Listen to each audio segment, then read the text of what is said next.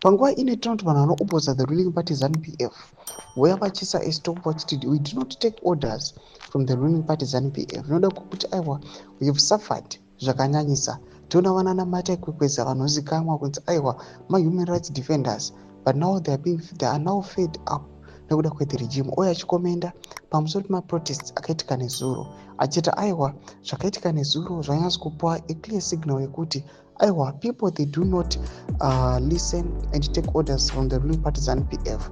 Kuti subscribe or like on the bell icon.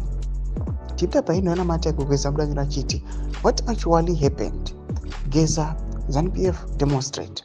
Zvigananda ZANU-PF business as usual. Citizens stay away. We don't take instructions from ZANU-PF factions.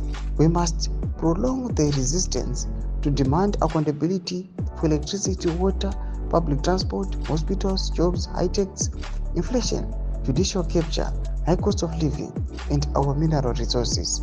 We must demand justice for doctors, nurses, teachers, junior soldiers, political prisoners, journalists. It's not about helping successive ZANU-PF factions fight each other, but building better for all Zimbabweans. We are resisting 2030 because we are tired of suffering as Zimbabweans, not so that we help a ZANU-PF faction deal with another ZANU-PF faction.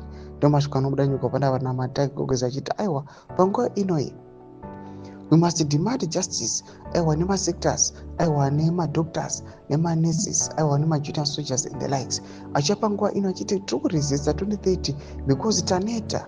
We are now fed up with suffering. Iritika mika Zimbabwe is same as Zimbabweans.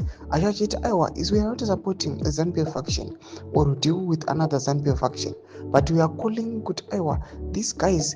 We are demanding accountability and your removal from power.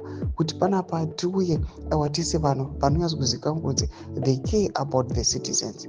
Tudze mafunguro enyu muri kudi pamusoro pechitiko ichi. Comment section medu kuti mafunguro enyu. So subscribe or like, chat on the bell icon.